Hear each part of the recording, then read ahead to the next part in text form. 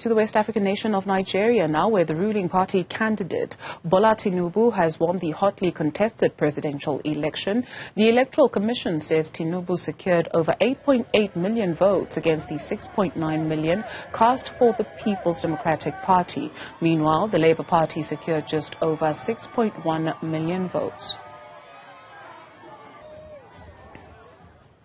Meanwhile, two opposition parties are disputing the presidential election results. They are alleging manipulation and have labeled them a sham election. We're now joined by political analyst Dr. Sam Amadi. He joins us from Abuja in Nigeria.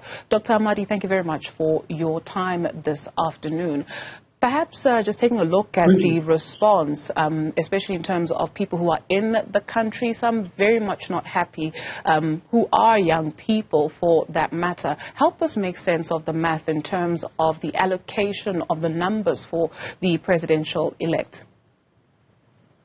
Well, first, the Nigerian Constitution provides that to be elected as a president, you have to have the majority of votes cast across the country and score 25% of 2/3 of Nigeria's 36 states plus the federal capital, Abuja.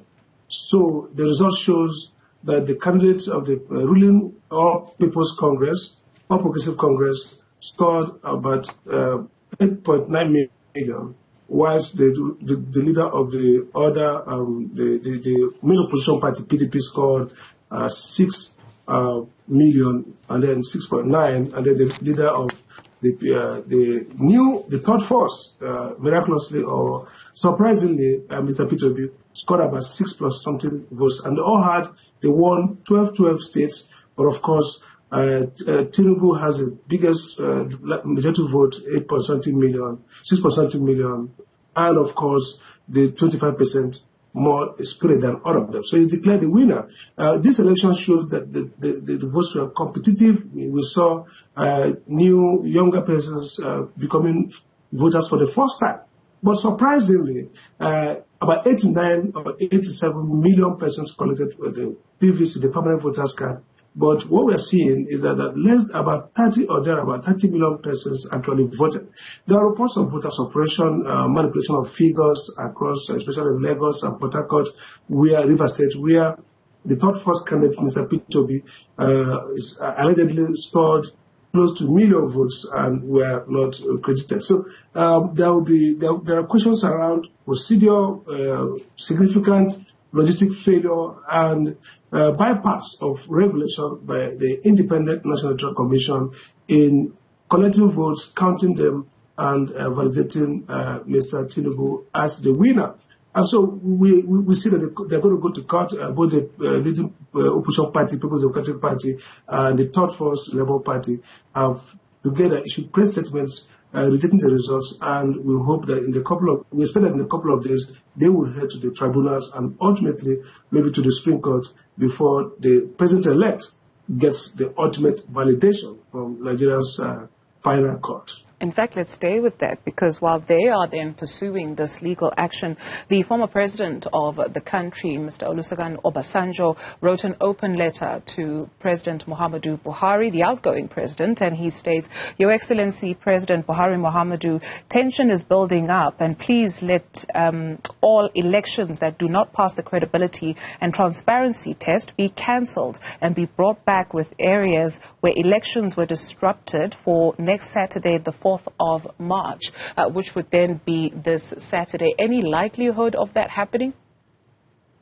No, there's no likelihood. I mean, that could have happened before INEC validates the scores and declares the winner.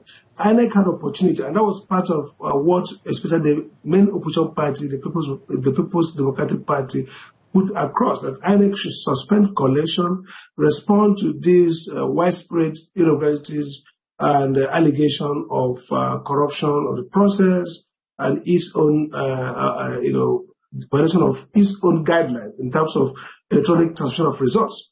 INEC did not agree to that submission, continued with collation, and has now declared a winner, a president-elect. At this point, it's only the courts in Nigeria that can set aside this declaration when after trial. So the former president's letter and appeal was not heeded too. In fact, the Nigerian presidency went to attack him and label his intervention as mischievous. So it's now clear that the courts had only valid legal process for setting aside this election. You mentioned the word mischievous, and I think I mentioned it a little bit earlier on the reaction from especially young people, alluding to exactly that this result is mischievous. Perhaps you can capture the mood for us in the country since the announcement of the president-elect. What are people saying? How are people feeling? Are they happy? I think it's widespread disappointment, low-key. In fact, this is the lowest in terms of excitement of any presidential victory. I mean, in 2015, when this same party defeated the ruling PDP and one party, the first time we had an opposition party take over from an incumbent, there was so much excitement, there was joy, there was celebration. Even in 2019, when President Buhari won in a controversial sense, there was still joy. But here, the social media, in Facebook, Twitter, and across the cities, apart from Lagos maybe, there is so much sense of bereavement that one wonders whether, basically it looks like this victory was won in spite of Nigerians, particularly young Nigerians. Dr. Sam Amadi, unfortunately that's all the time we can afford today, political analyst based in Abuja, Nigeria.